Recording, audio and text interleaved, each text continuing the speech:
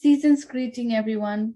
My name is Yunisha Bimali, and I'm going to give a presentation on the topic acute severe asthma.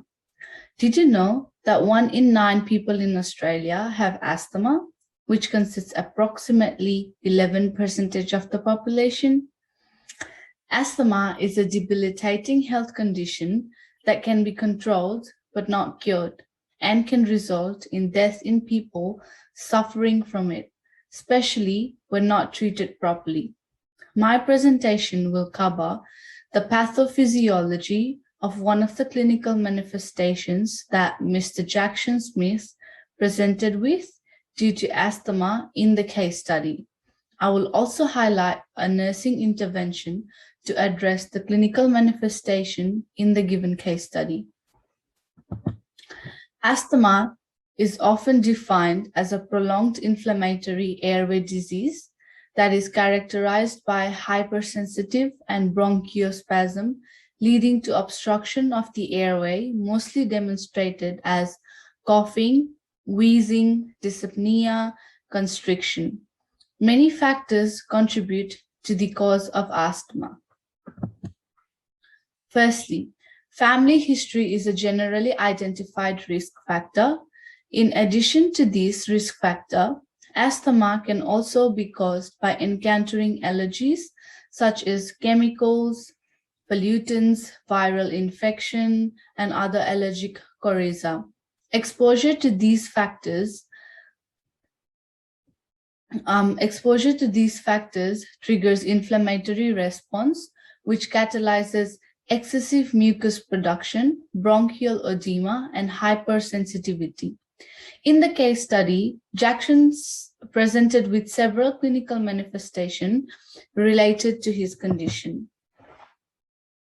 A high priority clinical manifestation I'd like to point out is dyspnea. It is important to note that Jackson has a heart rate of 32 breaths per minute and is unable to speak full sentences in one breath.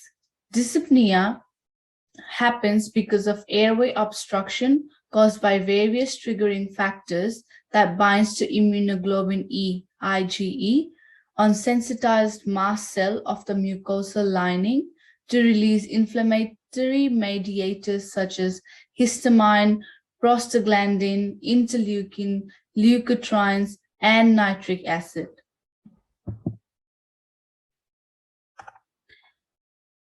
These cytokines trigger a change in diameter of the blood vessels, including dilation and escalated capillary permeability. Furthermore, constriction of the air pathway contributes to increased airway resistance, which further causes escalated work of breathing and decreased forced expiratory volume. The exhalation process becomes more active than the inhalation process due to deterioration in airway obstruction. This lengthens the expiratory period and reduces airflow in the body. Impaired exhalation catalyzes air trapping and hyperinflation that contributes to amplified intrapleural and alveolar gas exchange and decreased perfusion of the alveoli. These fluctuations result in uneven ventilation-perfusion interactions, triggering hypoxemia. Alternatively, the respiratory rate is elevated to compensate for the low concentration of oxygen in the blood. This explains the increased respiratory rate of 32 breaths per minute in Jackson to compensate his 92% oxygen saturation on room A. Moreover, tachypnea causes rise in intrathoracic pressure and inability to exhale fully. Thus, this is the main reason for Jackson having difficulty in breathing and inability to speak sentences in one breath. For this purpose, a high priority nursing intervention that can manage Jackson's present condition could be correct positioning. Positioning that can improve Jackson's breathing, such as high Fowler, semi-Fowler, and Fowler, and other sitting up positions should be exercised. Normal Asthma Council of Australia have also mentioned in one of their articles that sitting up position reduces excessive breathing as the diaphragm moves away from the lungs due to gravity. Furthermore, sitting up position facilitates relaxation in abdominal muscle, which leads to improved breathing and promotes oxygenation. Thus, Mr. Smith can be supported with semi-Fowler or high Fowler position, which benefits in improving his breathing. Moreover, research suggests that expanding from supine to sitting up position aids in clearing airway obstruction and maintaining ventilation perfusion managed through position in nursing.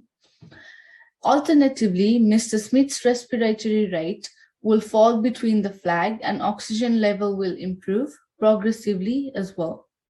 Although in critical condition when nursing interventions are not helping Jackson fix his clinical manifestation, I would facilitate a med call.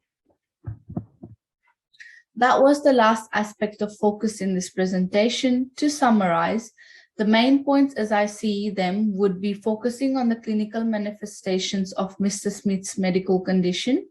His condition highlights the basic underlying risk that the asthma patients suffer from, which can be fatal and critical if not managed properly. To conclude, based on the high priority clinical manifestation identified, it is evident that Mr. Smith's condition is critical according to A to G assessment. My presentation has underlined the pathogenesis process of asthma along with clinical manifestation that have deteriorated Jackson's health condition. More broadly, it is vital for nurses to think critically and monitor patients' signs and symptoms continuously and understand the severity of the disease. Thank you for taking your time to listen to me. Appreciate it.